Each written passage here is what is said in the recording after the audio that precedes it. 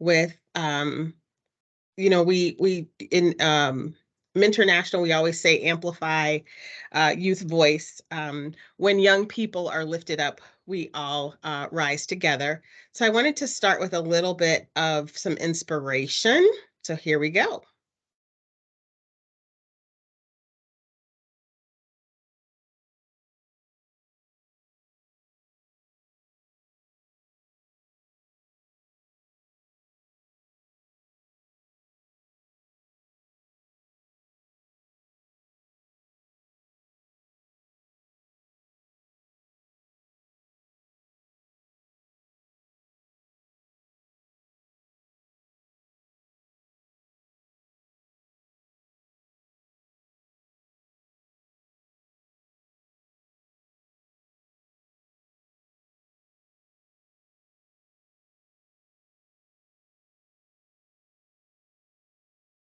So that is our little inspiration today. I just love seeing young people stand up and say exactly what they're feeling and thinking.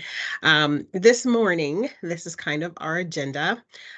What I want to share and build upon is what are youth saying? And as adults, are we listening?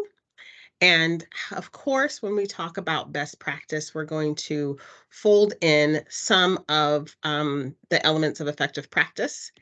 And as program and mentoring coordinators, do we know how youth feel even about themselves? So, youth voice, we're going to be talking about in your program and in the mentoring relationship. So, with that being said, Mary, I'll turn it over to you.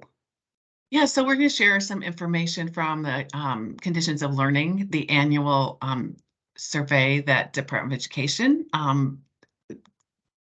asks students grade 3 through 12. I know we've shared this before. I just want to remind you about this information and just lift up some of this, some of the responses from young people that are relevant to mentoring relationships as well. So this is just an in-depth view. You can go in, we'll share the link. You can go in, you can look for school districts that you serve. This is across the state, looking at the positive responses from young people when they talk about having a positive adult-student relationship in their lives. And obviously you can see third through fifth graders' responses are almost 80% that they have positive feelings. And then as they get to middle and high school, that they really drop quite seriously. This data gives us some important information about student perception. It serves as a foundation on which to build an action plan really for improving the learning environment for all students, and what our role can be as in a mentoring relationship to help support that as well. It also, the schools can use it, to look at level of supports needed by students, and that helps make the case for, what the services that you provide in a mentoring relationship as well. So Yes. just some more about what young people are saying. This is about the student-to-student relationships. How do they feel about that positive student-to-student relationships? Again, third to fifth grade, pretty strong. And then 6th through 12th grades really drops seriously. Yeah. Any comments or anything you guys wanted to say about this? And we'll make sure that in the chat you get the link to gather this information for yourselves. Tony, can you see the student-to-student slide? Yes, I can. Okay, do you want to just keep advancing too, so we're syncing correctly then? Yep. Okay, so next is the perception versus reality, which I think is pretty interesting. First of all, I just want to acknowledge the misspelling of principal on this slide, because we borrowed this from another person's slide that's misspelled, and we can't change it. But I think this tells us a lot. I really think when we look at adult and student relationships at the top, and some of those responses we just shared, one adult I can go to for help in school, students saying 30%, feel positive about that. And look at those faculty and parent responses highlighted in yellow. The faculty think much higher, that they would be much more positive. And the same thing with the expectations and boundaries. Consistently enforce school rules. Students are saying 65%, so more than half. But faculty think, oh yes, we're very consistent, and parents are half too. So yeah, our perception is our reality. This is what students, like faculty, may really, and maybe they really are consistently, I think they are, they think they are, but that's not the perception of what students are seeing too. So yeah, just a little disparity too, and thinking about how we really listen to what youth are trying to tell us instead of what we think is the truth. And then the other side on the right there is the is similar to what we shared before about one adult I can go to for help. It's just giving you the 6th, 7th, and 8th grade their responses, just to see how those are, decreasing Mhm. over in those grades specifically. So there's a lot to unpack here with all this Yes. and the conditions of your learning and what young people are telling us. Again, I'll drop that. Tony, if you want to talk about the physical Yeah. safety, I'll drop the link in the chat. And I said you can dive in specifically for the data for your districts and these questions and other things that might be relevant for you as well. Yes. So, here is just there's a lot of information out there when you start to look at the conditions in learning. Um, I pulled out this here to look at student youth and what they have to say about physical safety and emotional safety at school. So, I can guess students gosh, we have a lot going on in today's world, right? Students bringing weapons to school, school shootings, bullying, social media. Our students feeling safe only about half the time as 3rd and 5th grade students. Whereas, that's the same too with 6 to 12. I mean, it's a little lower, but we would probably say something around 50% when we talk about physical safety. So, um, emotional safety. Well, this is sad. I'm saddened by this for sure. Unsure what questions they were specifically asked, but just curious of what your response is to this information. I mean, um, I feel like if there ever is a need for mentoring, it's now. um, just the emotional safety that our young people don't feel. So with only 20% of students feeling safe. So yeah, just curious of what you guys think of this information. If you can speak.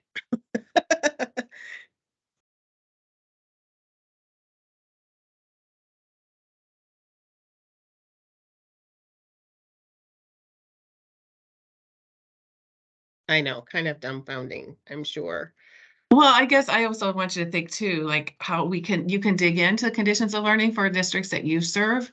But how do you collect this information specifically or information similar? How are you collecting that information from your young people that you're serving, for your mentees? So you know, what information are you collecting from them, or what are you hearing from them, so you know how to best support them as well? And I know you all do a lot of different things, but just thinking about how you are gathering that specific information from the mentees you serve. So, honoring youth voice. So how do we honor youth voice? As mentoring coordinators and mentoring organizations, how do we model our mentors as a way of listening and empowering our youth? So, um, as a mentoring program, we do need to model youth voice for mentors. So, and that means I will mentor too. We're not excused from doing this as I will mentor, we need to model, honoring youth voice as well. So we're really talking to ourselves today as we're talking to you. So we're sharing a couple models, and you've probably seen these before, but just kind of reflect again, thinking both in two aspects, I guess, looking at how your program empowers youth voice, but also thinking about how you train your mentors and talk with your mentors so they're honoring youth voice in a co-equal relationship in the mentoring relationship. So this model, and I know that some of that text is really small. We'll share the slides, but the youth as recipients, youth as consultants, that continuum along the bottom is what we're highlighting there too with the tree. This is from Up with Learning, the seed to tree participation. Of course, love this example because it communicates that you start out just as participants perhaps, but as respect and trust and equity grows in relationship, a partnership, more equal partnership can develop over time. So obviously, more we're involving youth and their opinions, it's some decision making that obviously we'll all grow and learn. We're thinking about how we're empowering this youth voice and what makes sense for your program too. Hart's ladder is probably more commonly used a lot for looking at youth voice, the ladder participation. So we just kind of wanted to walk through these rungs a little bit, and you could see the description there of the characteristics with the different levels, but just look at some examples of what this might look like in mentoring programs or in mentoring relationships. So feel free to chime in too. We're going to throw out some ideas, but I would like to hear, and we're going to talk about the elements next too. Hear some examples of what you guys are thinking about, what you do or what you could be doing in programs too. So starting out like the first three levels, the superficial, using the visual tool, given a voice but no choice. Um, I I fully I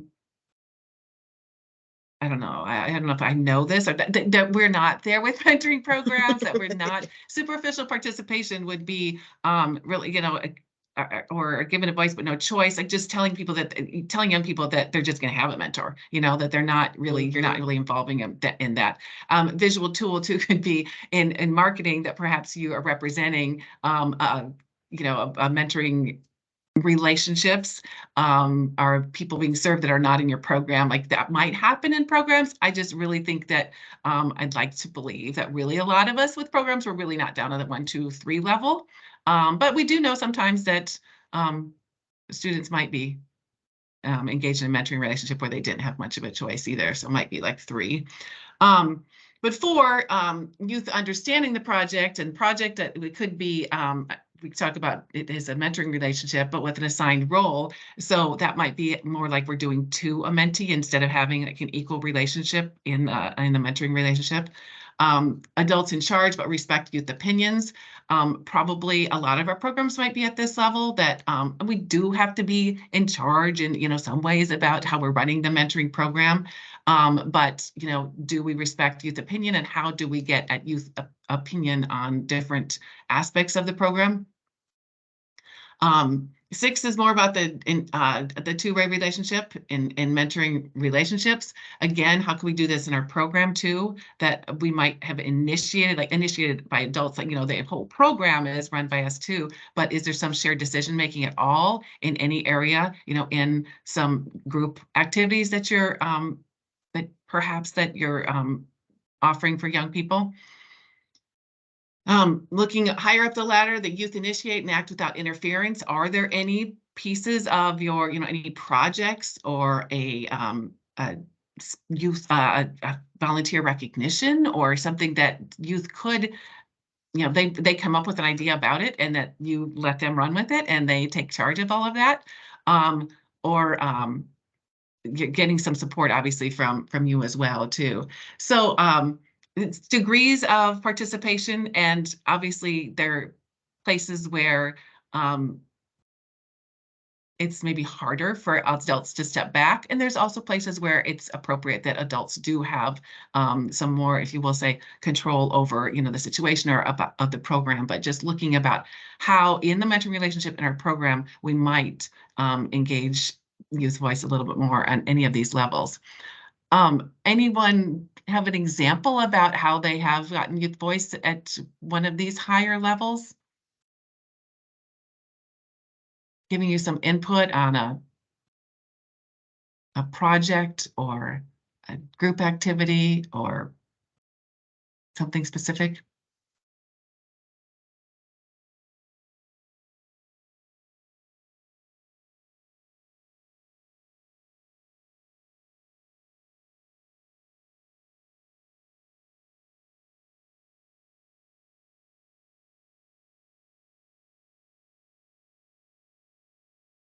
Mary, I'll mention that, on the Hearts ladder where it says 7 and 8, it says the youth initiate.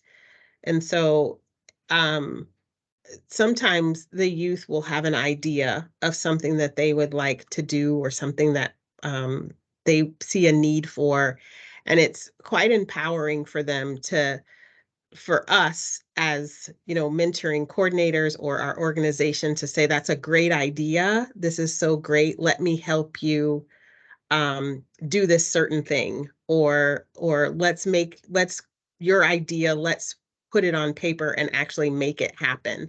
I think that's where that goes to the next level where their idea is initiated.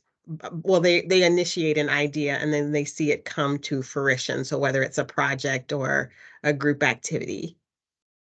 So let's flip the script here, okay? I'm not sure if it's because you guys can't chat or can't unmute, but I don't want to be talking at you all morning. But so what's hard? What makes this hard to get to these upper levels? What makes it hard for your program to do this? Because it is a Yeah, change. it's a lift.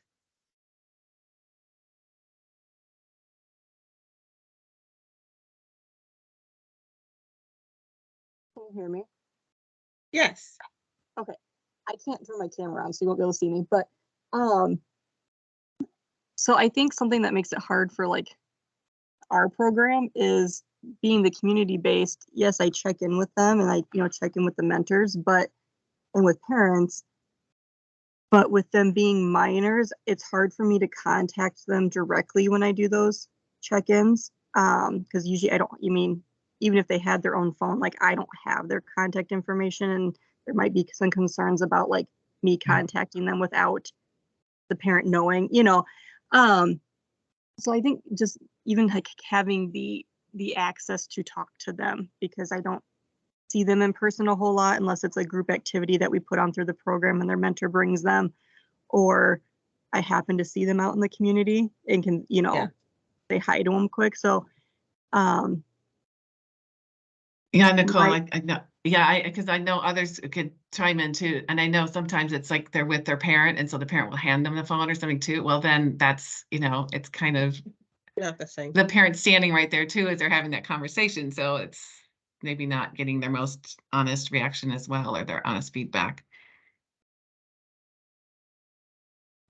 I know Uh, that my board and I are going to be talking about having a mentee representation on our board again. I think they did that in the past. And for whatever reason, they got away from it. I'm not sure.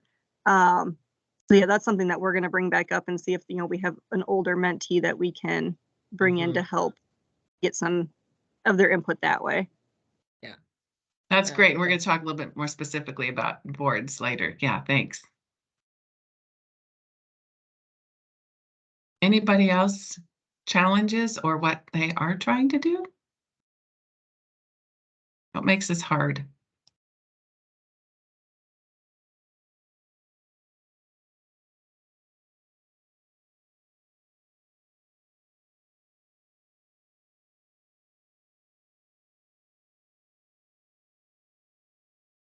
Well, I know it's not easy. It's a large lift.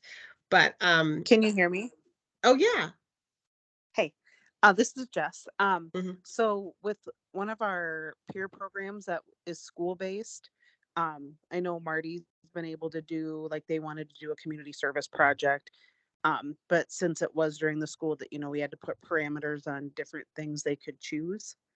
So it was Hmm. kind of, so we still, I don't know, they didn't have like full choice and full reign to everything, but we were able to let them, I think they ended up doing like an Earth Day pickup or something like that. But yeah, I agree. It's a lot easier when you have them in a location and they're all together versus the community based. But Hmm. Well, we have to be honest too. I mean, it's just hard to let go of that control, too. It's like things are going to be messy. It's no different than you hand off something to a volunteer or even like even an employee that train. It's hard to let go and recognize that something's not going to be done exactly the way you might do it. Doesn't mean it's right or wrong. And that if we have involved young people from the start, like you're talking to us in your project, it they can take it on. Like, this is what they want it to be, and that's Mhm. what it's going to turn into also.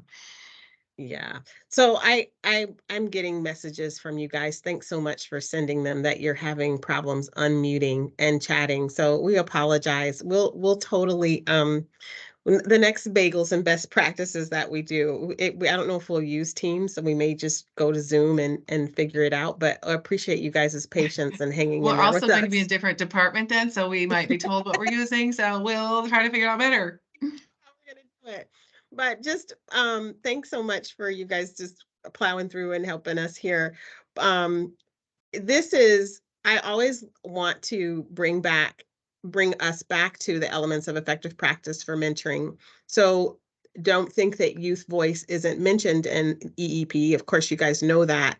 And so this is just a reminder, if nothing else, of just, are we doing these things? Are we including youth in our recruitment strategies when it makes sense? Of course, all of you have all kinds of various mentoring programs, so it's not always just a ABC, black and white all the time. But when it makes sense, are they in your recruitment strategies? I think that, not as a token, but young people can invite neighbors to your events, and who knows, you might have your next mentor or your next mentee because they have felt so at home in your organization that they feel compelled to invite them to your activities and to things, and before you know it, you've got someone who wants to be a part of your program. Program orientation, do they sign a commitment agreement? Know that what their role is in the mentoring relationship, and in training, is their voice represented? Is their commitment, their testimonials of why they like to be involved with your mentoring organization? Do you get their voice? I know some of you do surveys of asking about how the relationship is going, or was this a good activity or not. All of those things are really great, and they do honor youth voice when you do it, especially closure, when it's time to celebrate the relationship. Do they get their input about how they feel about that, or how they felt that particular mentoring relationship went? So this is just my little plug to say, hey, how is it going in the youth relationship? Yeah, Jess, I'm getting your chat. Okay. So, yes, something I was trained in years ago, have used in other youth programs, is the youth PQA, which is the youth mentoring quality assessment. And there are different books and practices on how to use it. Yes, that's awesome. Yeah. Great info.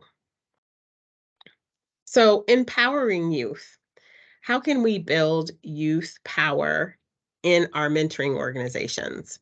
So, this is us unpacking, just remembering Heart's Ladder, not tokenism, but a youth advisory board. How do we really involve youth and listen to them about our program? So, for example, youth representation on boards. This is something that Mary had mentioned before, like more than tokenism. I feel like you guys can chime in if you can, of just some youth advisory board ways that you can use youth. I think that youth who have had experience doing a certain thing can share some valuable knowledge.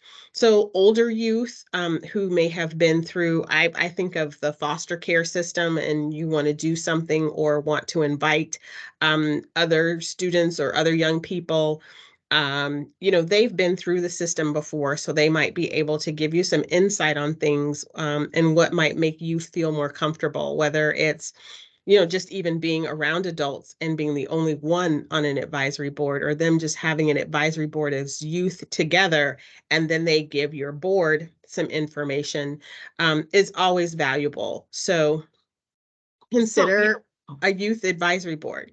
So, and Tony, we're talking about this right now, what this would look like for Iowa Mentor, because we're talking about serving all these young people across the state, supporting them. So what does that mean? And so we're just really trying to develop that mindfully. So we're asking them for input and something that we'll respect and value as well. And I know other affiliates have used youth advisory boards for specific projects. They had youth voice conferences. That's like their mentoring, like our summit. It was like, you know, the youth planned all of it. That's just another example of really having a very specific purpose for youth advisory board. But you mentioned before, Nicole, and I know others have you're having representation on your full board, having youth representation. We do have that on the commission. I've served on other boards where we've had youth representation, and just really caution against getting them off that lower rung. That's just tokenism that we have someone show up there. I've seen it with mixed results, as you probably all have too. And I know organizations have prepped the youth differently or engage them differently so they're more successful and they really are heard and they don't just show up. It's very intimidating for, you know, a 16, 17-year-old or even, you know, young adult, if we will, to, you know, show up at these boards with all these adults and to speak up and to really voice their opinion. It takes a special, you know, a special person to be able to do that. So prepping them before the meeting, perhaps, you know, and going over the agenda and really, you know, giving and empowering them that we want to hear you on these different, you know, on the different discussion items on the agenda is one thing that I know some folks have had success on, but just, yeah, really cautioning against just tokenism that they're just on there because check the box, we have a youth member on our board. Right, exactly. And this isn't versus, but then there's also a youth action committee. So I just kind of wanted to share the difference between maybe a youth advisory board, which is great, or a youth action committee, which is also great. You know, an example of that may be them planning a specific project, event, fundraiser, group activity.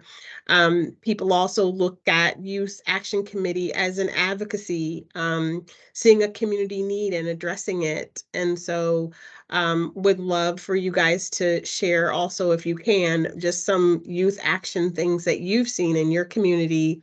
You know, this is something that we all can be thinking about, of how to involve youth when it comes to, you know, something that's youth led or youth driven or even generally youth focused.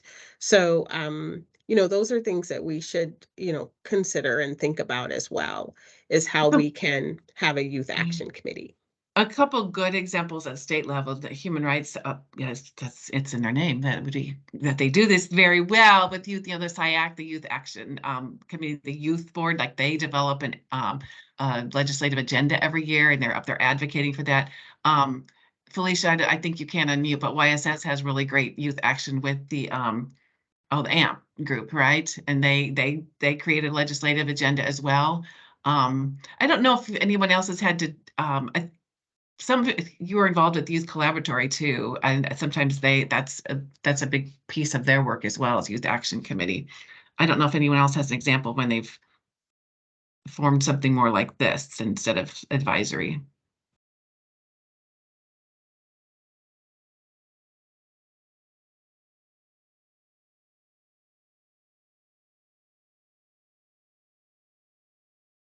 I'm not sure if you guys can take yourselves off chat, or I mean, Yeah, take yeah. yourselves off mute anymore. Um,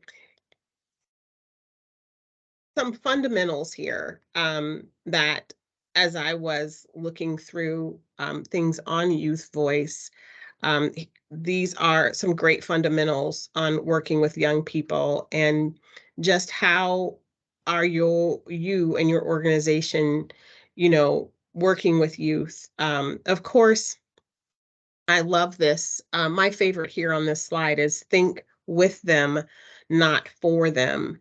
And of course, when youth feel seen and heard, that definitely does lead to respect and confidence. And then you've kind of created this environment of participation where they feel safe. So, you know, just these are just some fundamentals of even working with youth in any capacity, of creating a culture that they feel like they belong, and that they're a part of your organization. So those are some great fundamentals, and I'm sure if you can take yourself off mute, feel free to share some of your good things too. Yeah, I think Felicia, you kind of put in the chat the youth That great collaboration. resource, yes. Yes, Yeah, it is a thanks. very good one. Absolutely. So your best practices, I would love to hear those, but this was a quote that I just really love, is that youth learn how to make choices by making good choices. So they learn how to make good choices by making good choices, not by following directions. So something for us to think on there as well.